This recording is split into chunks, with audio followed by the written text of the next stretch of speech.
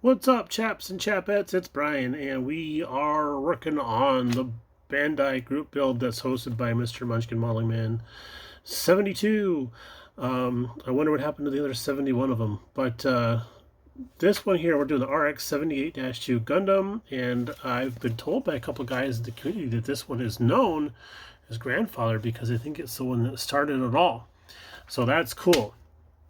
So we're working on Grandpa over here, and this isn't a very big kit at all. It's 1/144th scale, so it is this tall.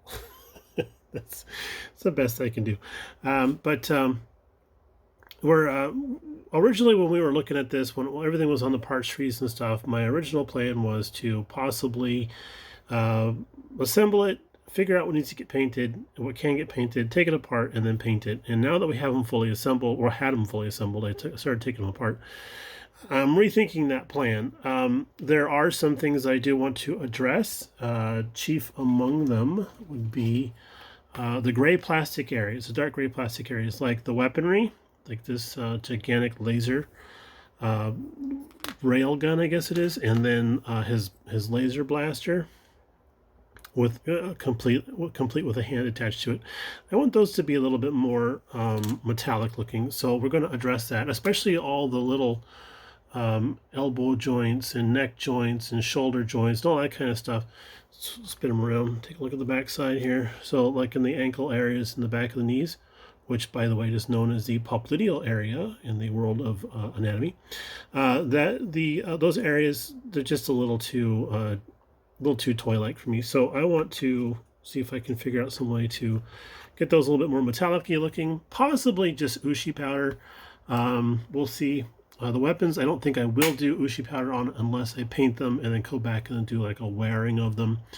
What we've been diddling with right now, and yes, I use the word diddling, is we've been working on the face. So let's see if we can take a look here on the instructions. So, where are you, BG? There he is. So these eyes here, that's actually a transparent piece of yellow plastic, and they sit in front of a small piece of red plastic, and we'll show you that here. And there's little chrome decals that we put on there.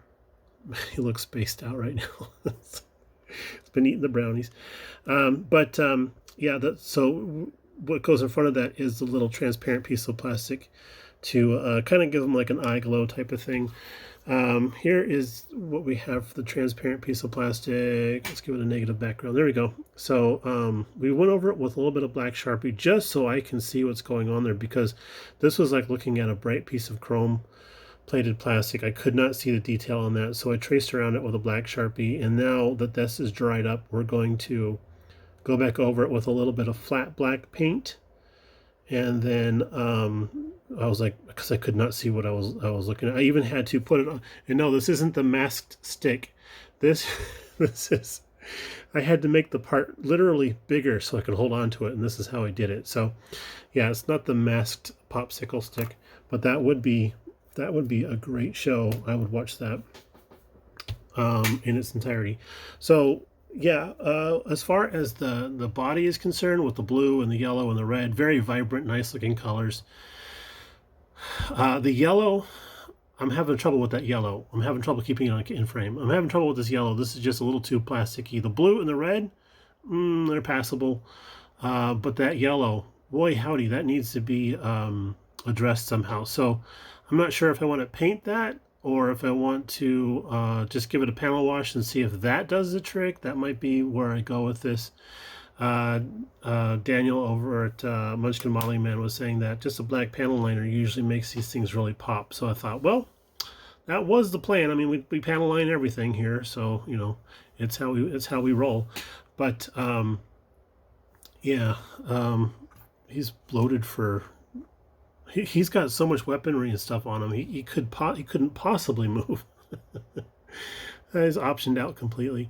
But yeah, by the way, this white plastic, and we use air quotes, white plastic. Let's move this forward here. That's not really white. It actually has this little bit of a greenish hue to it. It's almost like the color Spock is supposed to be, I think. But here's our white instruction sheet, and let's just cheat this in behind the shoulder like that. There we go. Look at that. There. Look at that. So that white color is basically the color toothpaste. Well, in our house, but yeah, there is a color mixing chart in the instructions, and I have used Google Translate to help me break down what it says. And basically, it says you're on your own, Brian. So I'm like, thank you. We're going to see what we can do about that, and then carry on from there. All right, guys, thanks for tuning in again. Oh, and one last thing. If anybody wants a shop card, this card right here is the last of my shop cards. So if anybody wants a shop card, hit me up down below. First come, first serve, and we'll get that out to you. I got a couple of cards in the mail already to some folks. Peter Burstow, your card is in the mail, and Jeff over at Jethro48, your card is in the mail also, sir. So I hope they get there soon. But anybody else that wants this last card, let me know. All right, guys, we'll talk to you a little bit later on. Bye.